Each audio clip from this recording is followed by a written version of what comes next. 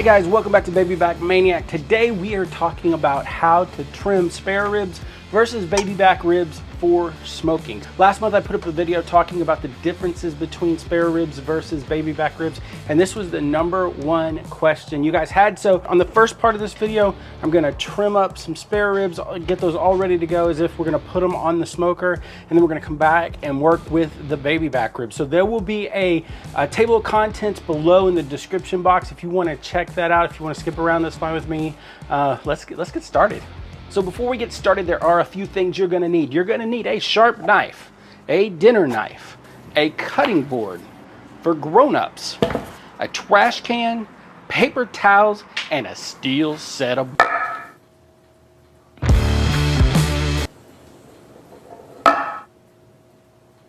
I'm just kidding, it's not that big a deal.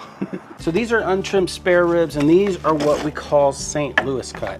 Now our goal is to make this look like this. Now, and I will say this, you can cook these exactly like this. I've done this a million times, but the end product, because this is more uniform in shape, it tends to cook more evenly, and because these are just ribs and not the rib tips, which includes some cartilage and some other stuff, the end product is easier to eat. So I gravitate towards this, and that's what I'm going to show you how to do today. All right, let's start off with getting the lay of the land, the ribs here. So on this side, you have your ribs. These are your actual spare ribs. On this side, you have a bunch of cartilage. These are called rib tips. This is part of what we're going to remove but not throw away, because this is some of the best meat that is on the ribs. Let's just go through this here. If you look at the back side, you can kind of see it makes this easier. This is the rib side. This is the rib tip side. Now this right here, this little flap of meat here is called not a flap. It gets confusing. This is called the skirt. This is a little bit of meat attached to this membrane here. We're gonna cut that off here in a second. And then on this end, we have what's called the flap. So this flap is called the skirt. This is the flap. It gets confusing.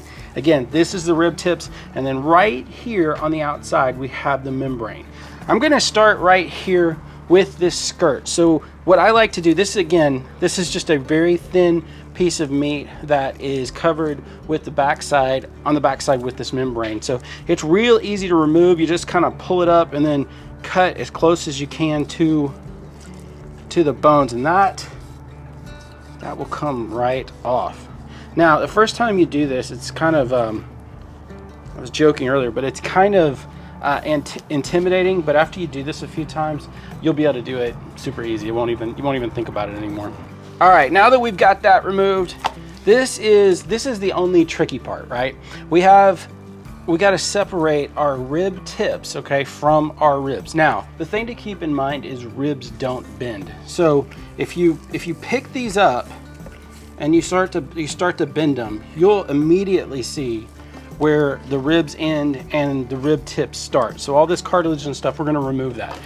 The technique here that I use, and this is personal preferences, some people will cut right along the top of these bones. I have a different way I like to do it. I like to find the tallest rib, and you can, like I said, you can find it with your fingers, and then think of this. I think about what I want my ribs to look like, and I cut in that shape. So that is how I like to trim down my spare ribs. And I'll just show you how that works. So right here, we have the tallest rib. These two right here are our tallest. I'm gonna just take my knife and I'm just gonna cut straight down. And again, this is the intimidating part the first time, but once you do it the first time, you get used to it. This is not hard to do. And then I like to trim up the edges just for some uniformity. So with that pulled off, this is already starting to look kind of like what we want. So let me show you this. This is, you see how we're getting there. Do you see this? This is looking more and more like a rack of spare ribs every day. Now, like I said, this is the rib tips. This is some of the best meat on the pig. Don't throw this away. If you want to, you can put it on the cooker right next to your ribs as you're cooking, and they'll be fantastic. Now, here is kind of a judgment call. Some people, and again, you can totally do this. You can totally throw this on just like this. When you get to the end of this, I end up just this stuff ends up burning or drying out. I like to cut off the rib flap here. So I'm gonna show you how I do that. And my cutting board is about 18 inches across, which ironically is about the amount of cooking space that you have in most grills. So I'm just gonna cut right here. Again, this is great meat, and I'm gonna save this. So this is pretty much what a rack of spare ribs will look like. Now, right here on this, and this is a judgment call on your part, this piece of meat, you can trim this down. Sometimes I do, sometimes I don't. There's also often a big piece of fat right here. Again, that is your call. If it is excessive, like this is not excessive, but if it's excessive, I will trim that down to a reasonable amount. But since this is a reasonable amount, since this is really good meat, I'm gonna leave this on here.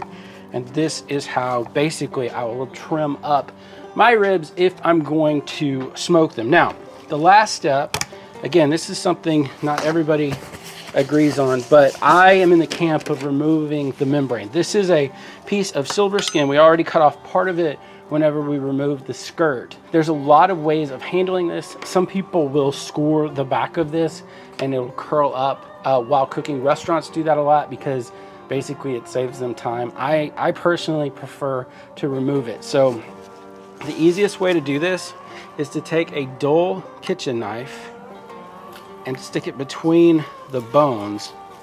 And if you're lucky, you can get a lift here and you can pull all this off.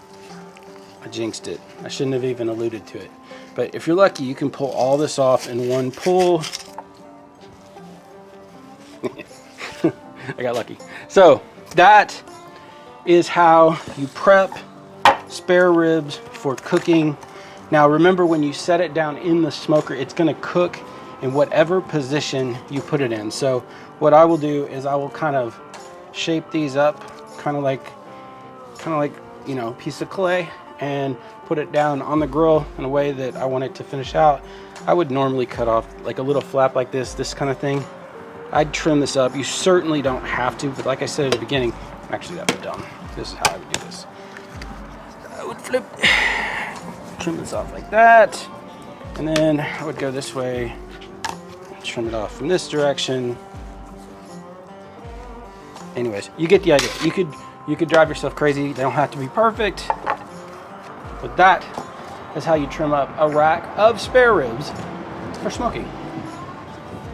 All right, so baby backs are a lot easier. Really, with the baby backs, all you really have to decide is whether or not to remove the membrane. I usually do because, frankly, it's super easy to do with baby backs.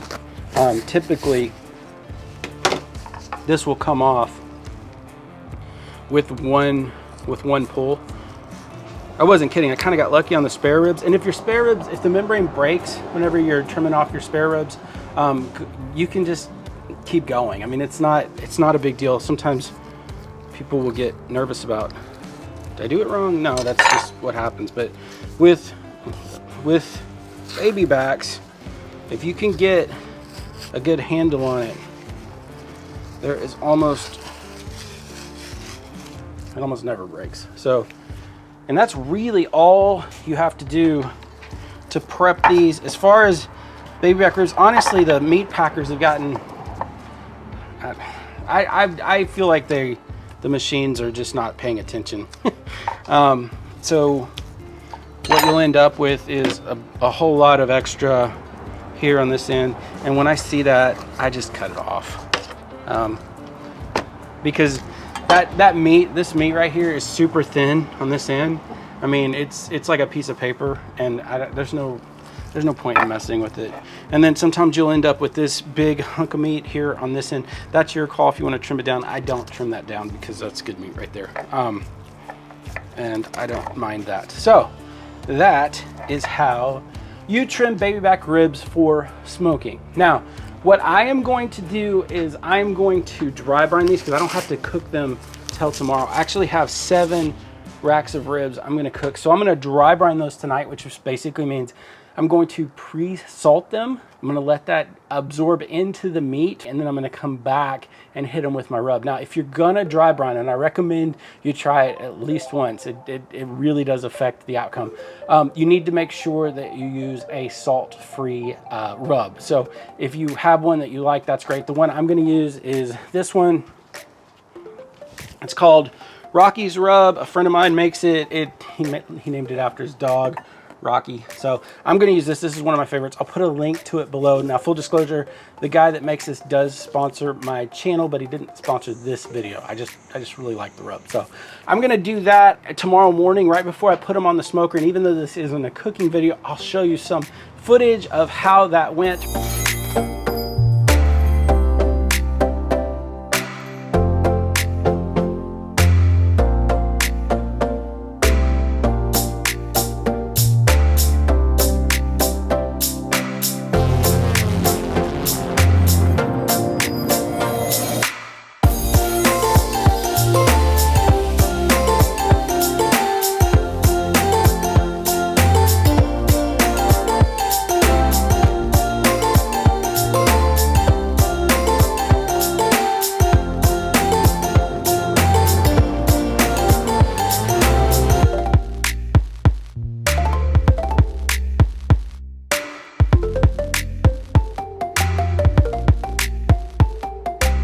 Hope you found this helpful. Guys, I do experiments with ribs all the time. In fact, I have one where we had 3 racks of ribs and we did a side-by-side comparison between spritzing with apple juice and apple cider vinegar, spritzing with apple juice and pomegranate juice, and then no spritz at all, just to see what it looked like, what the difference was at the end. If you want to see videos like that, you can click right here right now and you can check that out. Also, if you want to see the first video in this series where I actually talk about the difference between where baby back ribs and spare ribs come from, I'll have that right here. And until next time, I love you guys. Please subscribe if you haven't already, and we'll see you in the next one.